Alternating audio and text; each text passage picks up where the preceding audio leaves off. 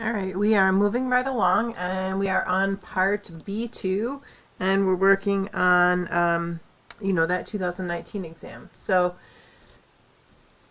here we have questions 51 through 65 in part B-2, and usually the questions are going to be grouped together. So our first section is 51 through 54, and it gives me the formulas and names of some compounds in the table, and I'm going to go to the question.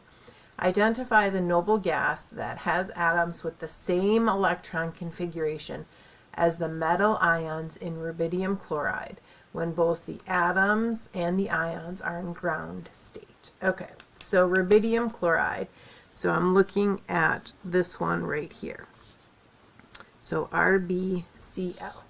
So which one is the metal? Well, you should know that off the top of your head, but if you look at the periodic table, you can see Cl is over here on the non-metal side, and we have rubidium all the way over here. And I'm just going to look, rubidium has 37 electrons. So I'm just going to write that down for now, because I know I need to look at the metal portion. So what is the oxidation state or charge of chlorine? Well, it's the last one in the compound, so we give it the first one, -1. Rubidium, again, if we look right here, +1. So if rubidium has a charge of +1, that means it doesn't have 37 electrons anymore. It can't change its protons. It still has 37 protons, right? So that means it lost an electron. So it doesn't have 37, it has 36. This equals a charge of +1. So what element has has 36 electrons? So rubidium was over here with 37, and right here, krypton, Kr, that is the one that has 36 electrons. And if you notice, that is in the last group on the periodic table, noble gases, so krypton. All right, we write it in our answer booklet. Remember, we work in the answer booklet for this one. All right, so now let's go on to 52. Explain in terms of atomic structure. So that means my answer has to talk about atomic structure. Why the radius of a cesium ion in cesium chloride is smaller than the radius of a cesium atom when both are in the ground state. Okay, well, let's see. So cesium, on the periodic table right here, cesium has an oxidation state of +1. That means it loses an electron when it becomes an ion. So, in terms of atomic structure, why the cesium ion is smaller. So, the cesium ion is smaller because it has less electrons. A cesium atom loses 1 electron to become a cesium ion. Okay, so what you have to be careful of, and I saw so many of this mistake when I was grading this past year's exam, you cannot say that the ion loses the electron, because the atom is what loses the electron. The ion is it with the electron already lost. Okay, so just be careful of that. I saw a lot of mistakes. All right, let's move on. In the space in your answer booklet, draw a Lewis electron dot diagram for a molecule of HCl. Okay, so let's go. We've got this big space, and what am I doing? HCl. So let's use our periodic table. H has 1 valence electron. Remember, that's all that matters for Lewis dot. And Cl has 7. So H looks like this. Cl has 7. 1, 2, 3, 4, 5, 6, 7.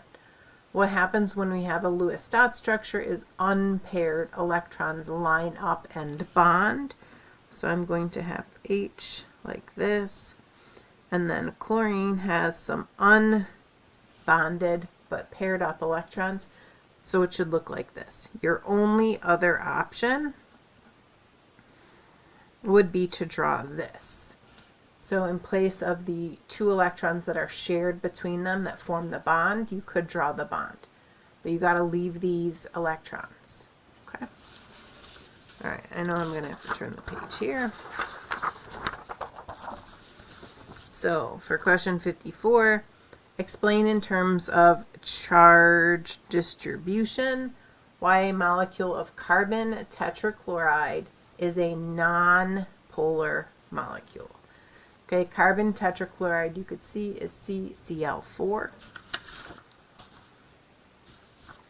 So let's use this space here actually. So CCl4. Carbon has 4 valence electrons. We just did chlorine, which has 7. So what happens is like this, like this, like this. Now technically I don't even need to have this drawing to answer the question. Why is this molecule non-polar? Because this bond is polar, but the molecule as a whole is non-polar. In terms of charge distribution, well, because the charge is distributed equally around the molecule. It is symmetrical, okay? So CCl4 is symmetrical,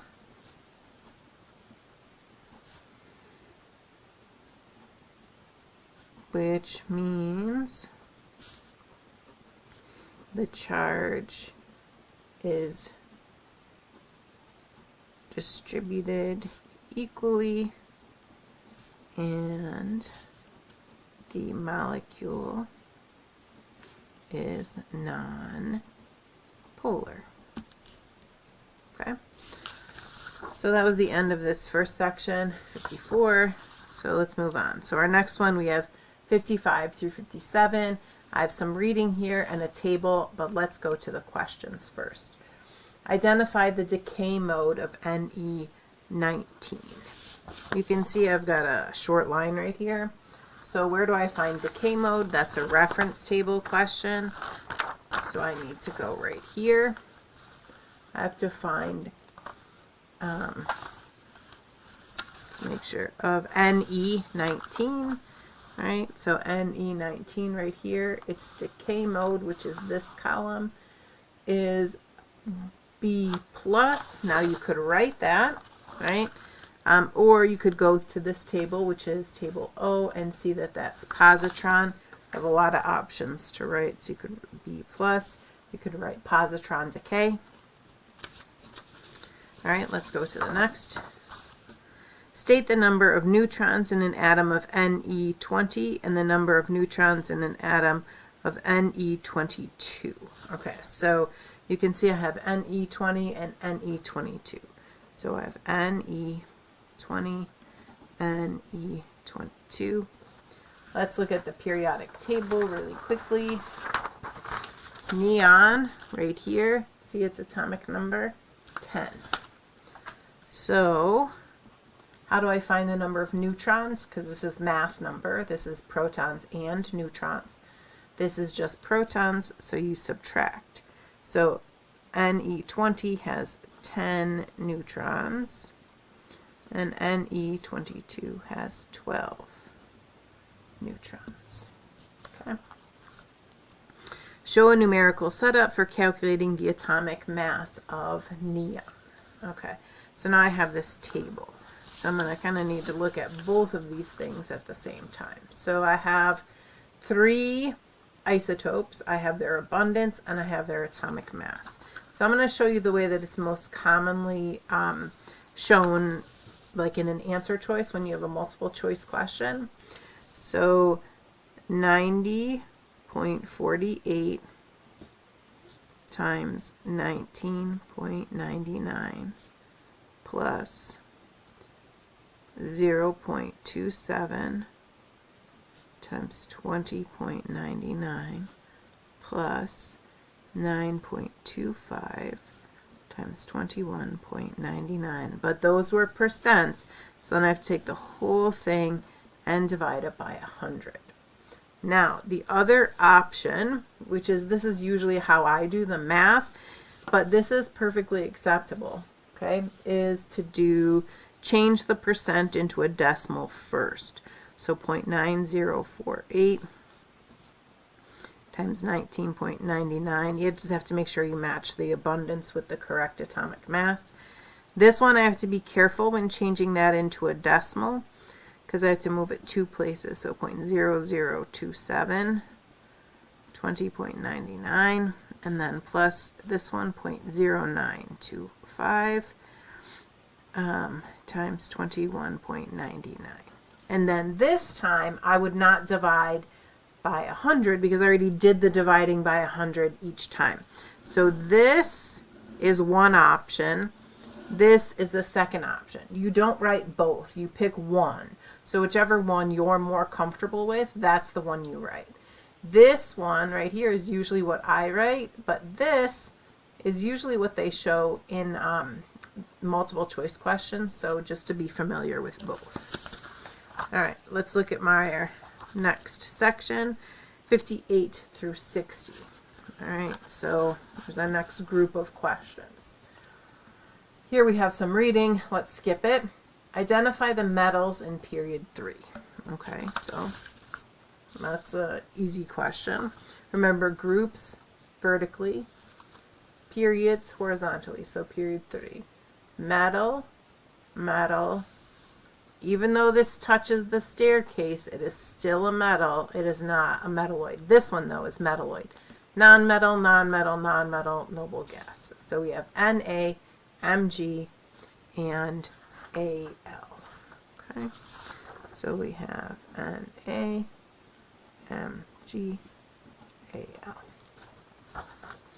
All right. Identify the element in period 3 that requires the least amount of energy to remove the most loosely held electron from a mole of gaseous atoms of the element in the ground state. That is asking me for ionization energy. All right, so let's start looking at the trend across period 3. I already know that these are the first 3, right? Na, Mg, Al. So let's look at those. All right, Na, 496, Mg, 738, Al, 578. All right, so what am I looking for? That requires the least amount of energy. So I keep going. All right, what's the last element in period 3? So Na, Mg, all the way to Ar. And we're right in order, right? So scan these, which is the least? Well, that would be for Na. State the general trend in atomic radius as the elements in period 3 are considered in order of increasing atomic number. So again, we're starting Na, Mg, Al, but this time I'm looking at atomic radius. So I'm going to go to this column, and here's Na. I go 160, 140, 124, 114, 109. So what is the general trend? That atomic radius is decreasing. So as atomic number increases, that's meaning we're going across the period like this, the atomic radius decreases. Okay. Let's continue on. All right, our next section is 61 through 63. We're going to skip the reading. You can see a lot of times I don't need it, so let's go to the question. State the number of electrons shared between the sulfur atoms in the dimethyl sulfide. So here's dimethyl sulfide between the sulfur atoms. So that's right here. Well, how many lines are between them? 1. So how many electrons is that? 2 electrons. Side note, always make sure that you draw this line to indicate that this is an electron. You can't just put an E without the line. Okay? Indicate the polarity of an HI bond and the polarity of an SS bond. Okay, well, if it's SS, in order to do this, we need to find electronegativity on table S and subtract.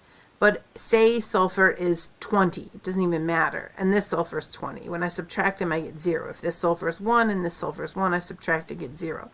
So the electronegativity difference between these two is 0, so that makes this non-polar. Okay, the only one I'm going to have to do the math for is this one. So I need hydrogen, its electronegativity is 2.2. And then we need iodine, right? So iodine, down here, its electronegativity is 2.7. So when you subtract those, you get 0.5, and that is enough to make it polar. So HI is polar, SS is non. And we have one more here in this section. Explain in terms of electron configuration. So that has to be talked about in my answer. Why sulfur atoms and oxygen atoms form compounds with similar molecular structures. So let's go to the periodic table and let's find sulfur and oxygen. They're right here. So why would they form molecules with similar structures? They both have the same number of what? Valence electrons. And that is talking about electron configuration, right? So sulfur and oxygen both have 6 valence electrons. Okay. All right, next one. Here we have an electrochemical cell, and we have 2 questions. First is identify the type of electrochemical cell. So we can either have voltaic or galvanic, that's the same thing, or electrolytic. Okay. If it's an electrolytic, then we need a power source. So usually we see a battery. If it's voltaic or galvanic, it is a battery, so no power source. Do you see a power source? No, you do not. So it is voltaic. All right. And state one inference that the student can make about the concentration of the Cu2+ ions based on the change in intensity of the color of the CuNO32 aqueous solution as the cell operates. Okay, well, Cu is copper, right? And copper is green, okay? It gives you a green color. So I think in order to answer this question, I have to go back to the reading. A student constructs an electrochemical cell. A diagram of the operating cell and the unbalanced ionic equation representing the reaction occurring in the cell are shown below. The blue, well, this blue-green color, right, from copper. The blue color of the solution in the copper half cell indicates the presence of Cu2+ ions. The student observes that the blue color becomes less intense as the cell operates. So if the blue color is becoming less intense, then there are less copper ions, right? The blue, that bluish green color, so the blue color is less intense, so the Cu2+ ion concentration is decreasing. All All right, and now we're on to part C. We're on the last section. So these are the toughest questions, remember. So here we have 66 through 69. So let's skip the reading and go to the questions. Explain in terms of solubility why the mixture in the flask remains heterogeneous even after thorough stirring. Well, let's see what was mixed. The student is given a sample that has 30.0 grams of NaCl and 4.0 grams of sand. Well, why is it remain heterogeneous? Well, because does sand dissolve in water? Right? No. So even though they stirred it up and mixed it, it's because NaCl dissolves in water, but sand does not. Right? The sand is insoluble. So I'll just add this. What I wrote first is enough though. All right. So let's look at 67. Based on table G, state evidence that all of the NaCl in the flask would dissolve in distilled water at 20 degrees Celsius. So I have how much? I have 3.0 grams of NaCl. And how much water do I have? 50 grams of water. So I added 50 grams of water. And then they're stirred. Okay, so, and it's 20 degrees Celsius. So let's go to table G.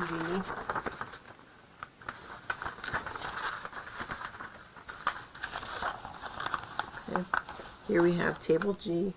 20 degrees Celsius. Let's go up to NaCl, which is right here.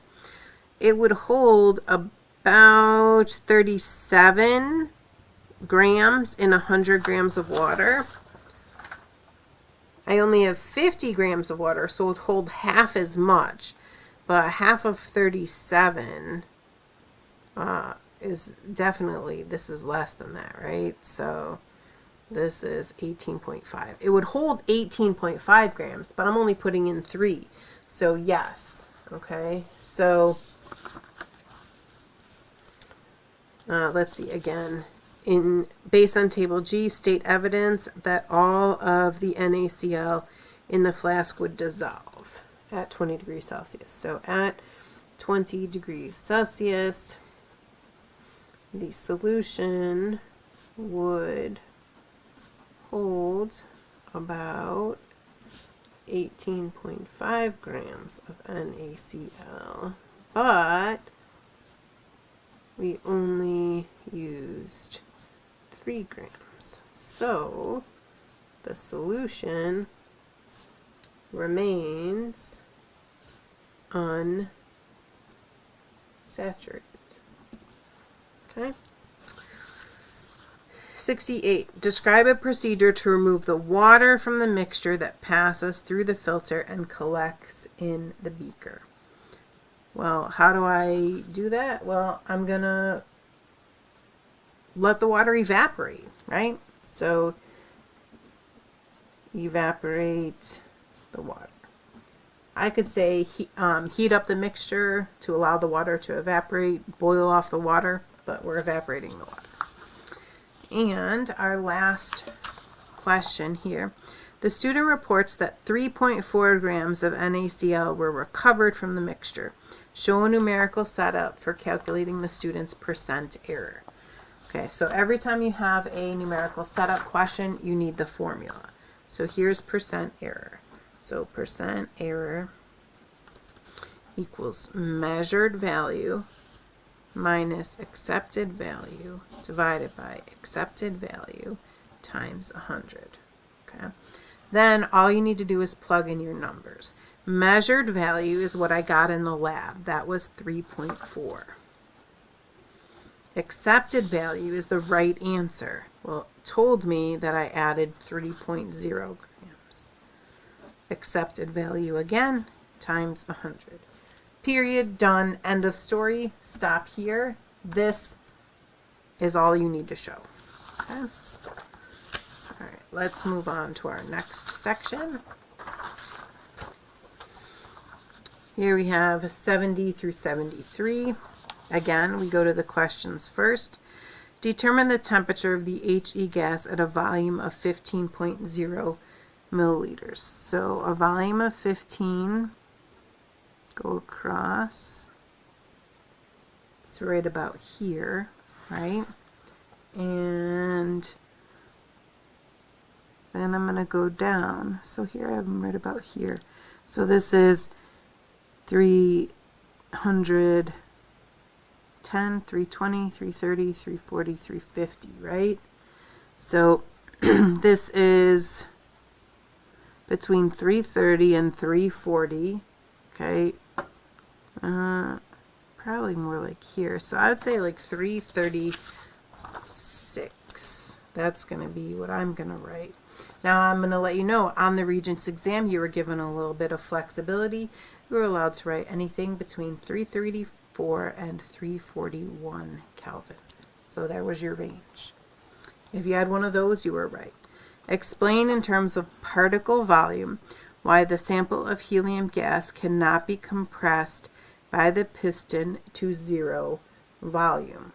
Well, remember, ideal gases, technically, they have no volume, they have no mass, but helium particles actually have mass and have volume, right? So those particles of helium actually occupy space, so we cannot compress the space to 0. So the particles of helium occupy space, so we cannot compress to 0. Okay. And then we have 72. State what happens to the average distance between the HE atoms as the gas is heated. As it's heated, the particles start moving faster. They spread out, right? So as the temperature increases, the distance between atoms also increases. All right. 73. State a change in pressure that will cause the helium gas in the cylinder to behave more like an ideal gas. Well, in order to be like an ideal gas, the particles have to be far apart, so we have to decrease the pressure. Then it is more ideal. Okay. All right, our next section, 74 through 76.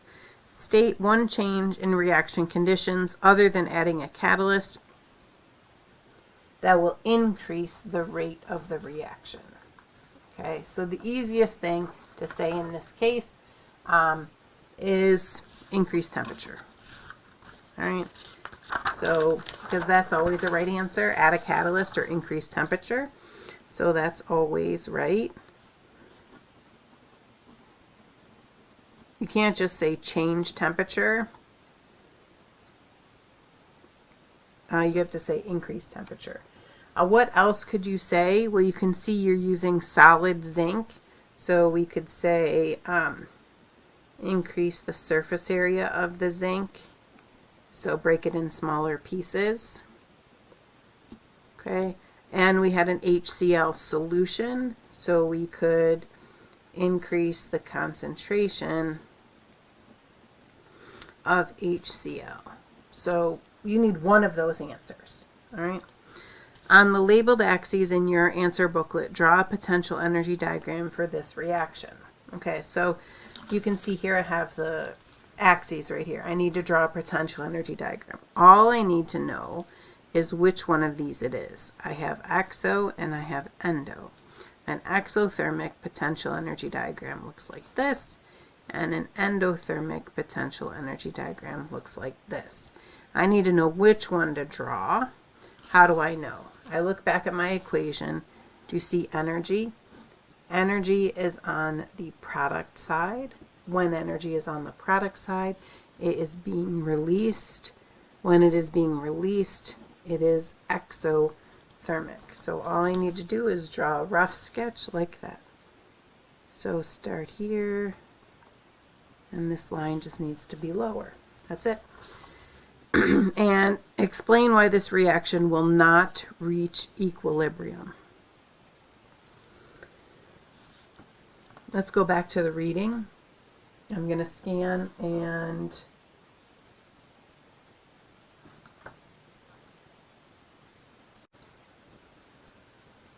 all right, explain why this reaction will not reach equilibrium. So if I go back to the reading, I see here the reaction takes place in an open test tube. So that means test tube, right? There's no stopper, it's open. So that means the gas can escape. So it cannot reach equilibrium because the test tube is open and gases can escape. All right, so that's why I can't reach equilibrium.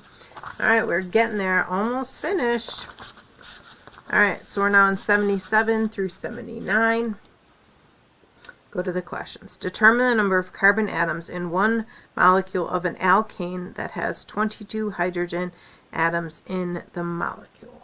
All right, so grab my reference table and let's look at table Q. The formula for an alkane is CnH2n plus 2. So CnH2n plus 2. And we're saying that how many hydrogen atoms do we have? 22. So the 2n plus 2 equals 20. Oops. 2n plus 2 equals 22. I'm seeing 22 here. All right, so how do I solve this? Subtract 2. 2n equals 20. Divide by 2. N equals 10.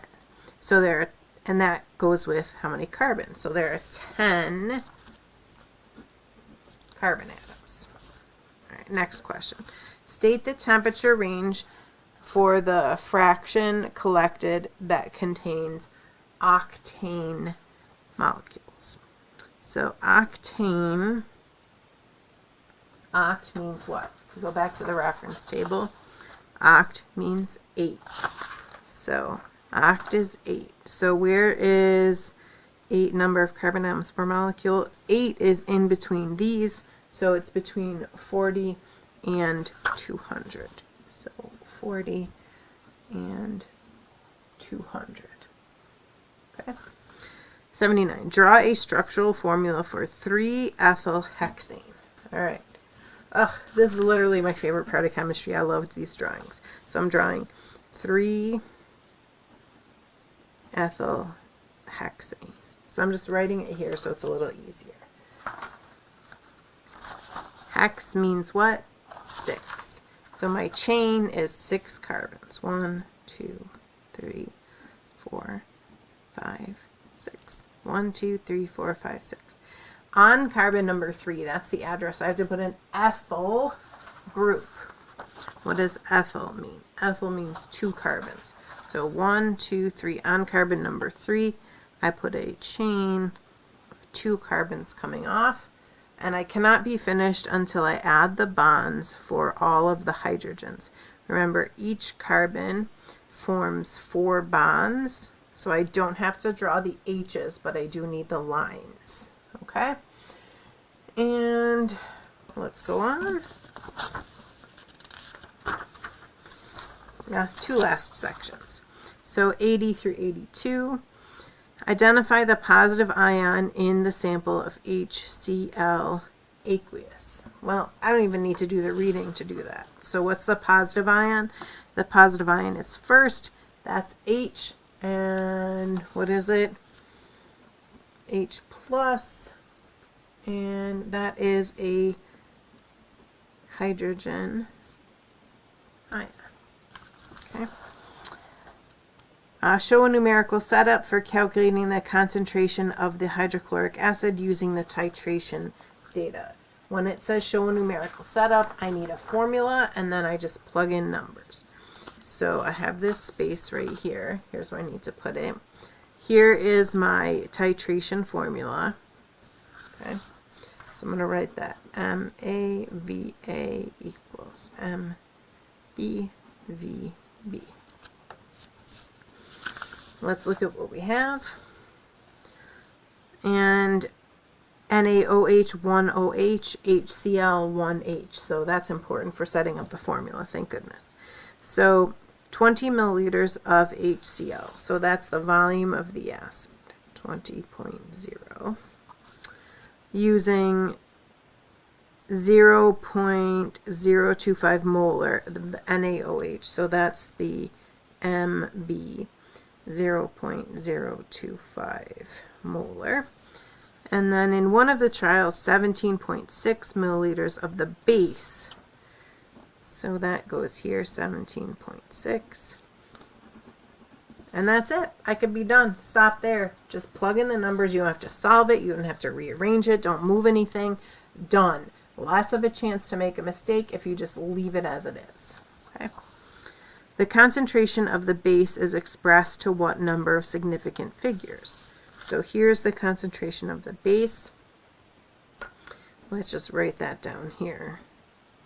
How many significant figures? Well, there is a decimal, so we start counting this way. This is a 0, skip it. This is a 0, skip it. 1, 2. So it has 2 significant figures. All right, and we have just 3 questions left. Explain in terms of half-lives why radium-226 may have been used more often than the other isotopes in these paints. Well, let's look at the half-lives. Well, this decays after 2.6 years. 5.8 years, so this one, it lasts a lot longer, right? So why?